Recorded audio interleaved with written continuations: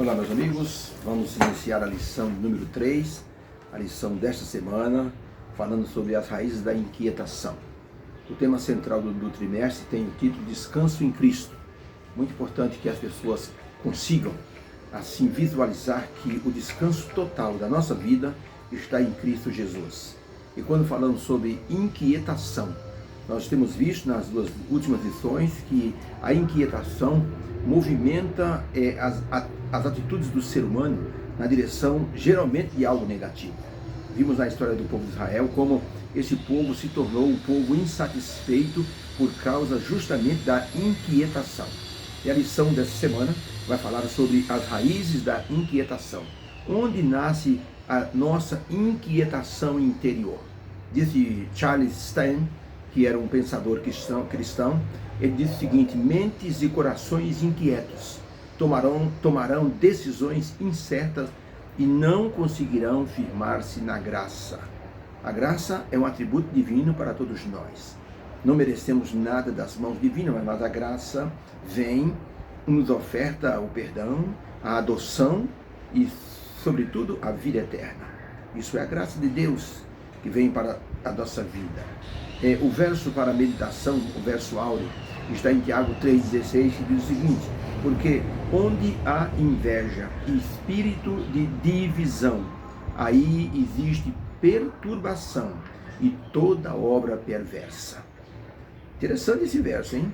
Fala muita coisa do que acontece hoje. Onde há inveja, espírito inquieto, e existe divisão, aí existe perturbação e toda obra má.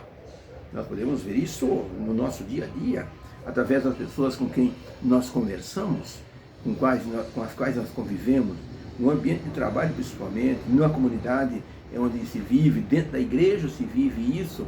Muitas vezes a divisão é provocada pela inveja que as pessoas têm de uma posição que uma pessoa ocupa.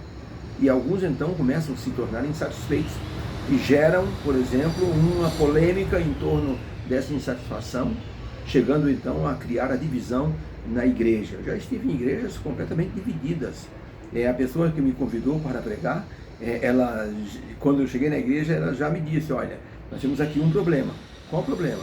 Temos aqui 2, 3 famílias que eles não vão com a nossa cara e justamente o senhor pode encontrar oposição aqui, mas como eu convidei o senhor, eu não queria dizer até que o senhor chegasse aqui. Tudo bem? Vamos orar e vamos pedir que Deus nos abençoe para que o trabalho seja feito de maneira que atinja todos. Eu estive numa igreja onde um homem disse para o pastor: você tem que parar esse homem de pregar. O pastor disse: como parar? Ele está falando tudo na Bíblia. Nós estamos vendo aqui 120 visitantes todas as noites. Você está ficando doido? Depois, no sábado, quando terminou essa oração, eu fui almoçar na casa dele. Ele disse: eu quero confessar uma coisa para todo mundo. Eu senti inveja do irmão brasiliano pregando quando eu vi aquele monte de visitas vindo na igreja. 120 pessoas vieram para a igreja. A classe bíblica pulou de 5 para 85 pessoas. E no último dia, o pastor Luiz Gonçalves estava presente. Eu fui pregar mais 4 domingos e no último domingo o pastor Luiz Gonçalves estava presente. Eu apresentei ele para todas as pessoas. Ele ia começar ali a série do Apocalipse e todas aquelas 120 pessoas foram batizadas, graças a Deus. Mas aquele irmão ficou marcado assim no meu coração. Ele disse: eu senti inveja. E ele disse: e eu criei oposição para o Senhor dentro da igreja. Falei: que coisa interessante. Ele disse: ainda bem que o Senhor não reagiu de forma negativa ao meu ciúmes e à minha inveja.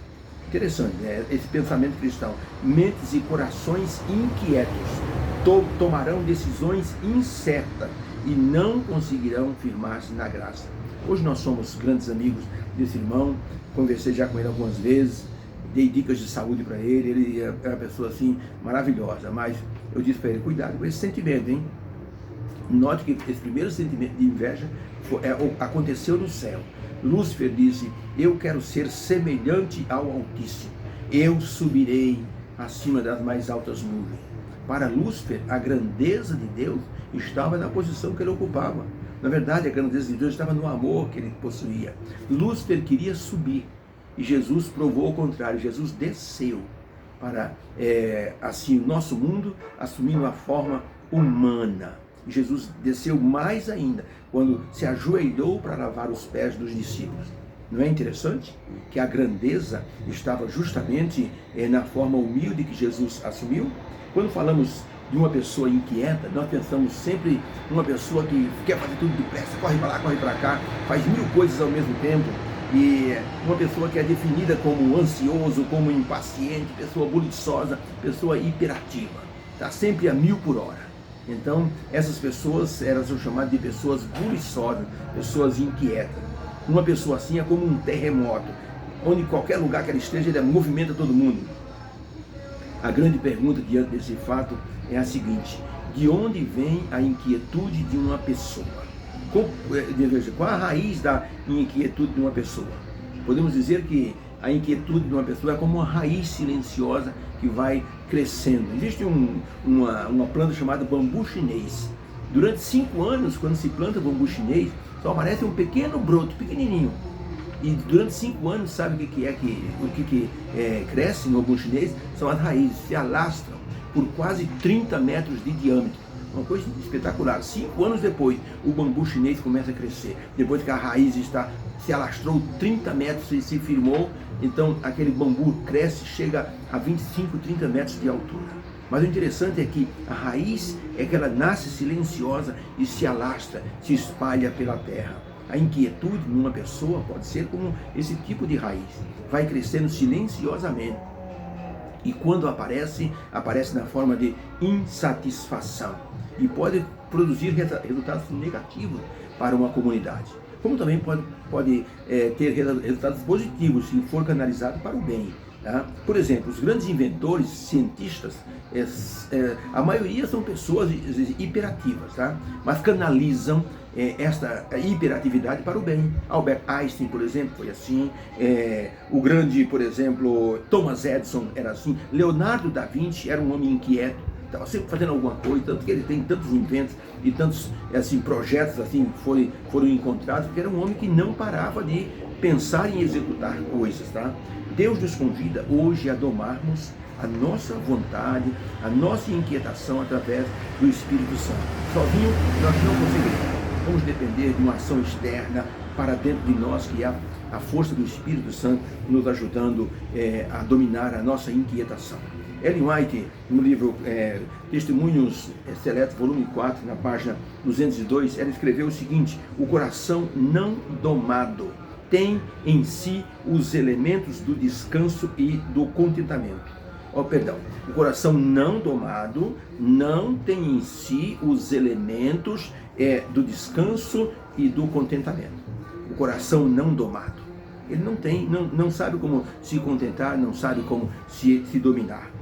E ela completa: o espírito e o coração devem ser disciplinados e postos sob a devida restrição, a fim de que o caráter se harmonize com as sábias leis que governam o nosso ser. Inquietação e descontentamento são os frutos da condescendência e do egoísmo. Quando a pessoa é muito buliçosa, imperativa, está sempre querendo fazer um monte de coisa e não domina essas atitudes ou esse tipo de sentimento, isso vai produzir na pessoa insatisfação e descontentamento com alguma coisa. Exemplo, eu sou uma pessoa imperativa, vou para cá. De repente, um pregador vai pregar na minha igreja. Aí eu vejo o jeito assim, tranquilo da pessoa falar, vai me dando uma agonia. Puxa vida, esse homem podia abordar de forma melhor. Pois eu podia contar uma história nesse momento aí. Puxa, ficou faltando isso. Então, a pessoa que é buliçosa, inquieta, está sempre vendo um defeito naqueles que não são parecidos com ele. A pessoa se usa como parâmetro. Foi o que Lúcifer fez. Lúcifer, inclusive, ele quando começou a atuar em Judas achava Jesus pacato demais. Judas era um discípulo inquieto. Ele estava sempre querendo ir na frente. Judas queria que Jesus se tornasse o rei de Israel, que Jesus se declarasse rei. Então, por isso que Judas, ele vendeu Jesus com a intenção de que Jesus se revelasse o rei de Israel. Essa era a intenção de Judas. Judas não queria matar Jesus, ele queria que Jesus, assim, acuado, se tornasse então, se declarasse o rei de Israel, o Messias prometido. Tá? Por isso, Ellen White fala que é preciso dominar a nossa natureza através do Espírito Santo. A inquietação ela é cega. Ela não consegue enxergar o cuidado de Deus, demonstrado na preservação da natureza. Ou seja, Deus faz muitos milagres. Deus cuida de nós, cuida da natureza, cuida das aves, cuida daqueles que estão em perigo de vida, dos que estão necessitados. Deus cuida de tudo. Mas a pessoa inquieta não consegue enxergar isso. Albert Einstein dizia o seguinte: tem dois modos de você olhar a vida. Ou é tudo milagre ou nada é milagre. Então é impressionante, né? Ou tudo é milagre ou nada é milagre. A inquietação não nos deixa ver e não nos deixa ter paciência para ver o milagre acontecer. A pessoa ora e quer a resposta de imediato. E se não tem a resposta, ela descrê de Deus. Então a pessoa assim é imediatista. E muitos querem ser perfeccionistas por causa da sua inquietação. E muitos casais não dão certo hoje porque uma das partes é inquieta, quando a outra é tranquila. Aí tem o estudo dos temperamentos, né? Aquele do fleumático, o colérico, o melancólico, né? Então, esses temperamentos que se combinam entre si, desde que as pessoas saibam como ele é. Então é importante a pessoa se autoavaliar. E essa avaliação é que nos permite dominar as nossas emoções. Muitas pessoas não têm paciência para esperar de Deus o milagre. O povo de Israel, por exemplo, no deserto, não tinha paciência.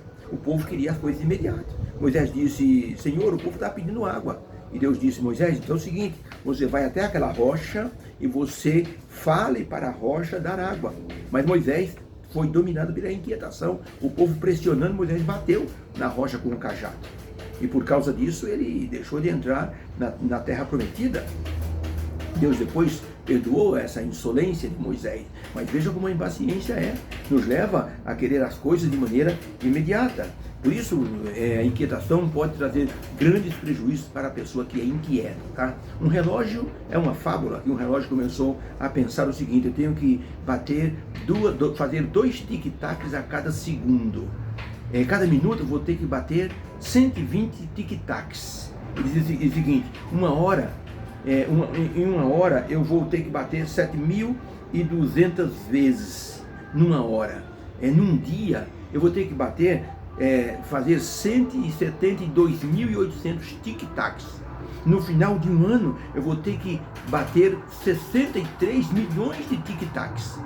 E é muita coisa, e o relógio começou a entrar em parafuso, pensando, isso é muita coisa. Para mim, mesmo que sou um relógio especial, e pensando nessa agonia de tic-taquear tantas vezes, o relógio acabou então tendo uma pane e fundiu a máquina dele.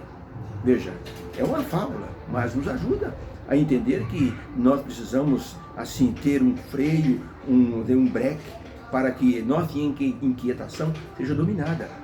Deus nos dá esse freio na presença do Espírito Santo. Só que nós temos que permitir. Por isso, nós vamos estudar essa semana sobre as raízes da inquietação. Que Deus nos abençoe, para que possamos dominar tranquilamente nossa inquietação pelo poder de Deus. Vamos orar. Obrigado, Senhor, pela lição que iniciamos agora. Que o Teu poder nos ajude a dominarmos nossa inquietação, a termos, Senhor, o melhor comportamento baseado em Jesus Cristo. Possamos ser semelhantes a Ele. Deus abençoe neste sábado, pedimos em nome de Jesus. Amém. Que haja uma bênção para o teu coração.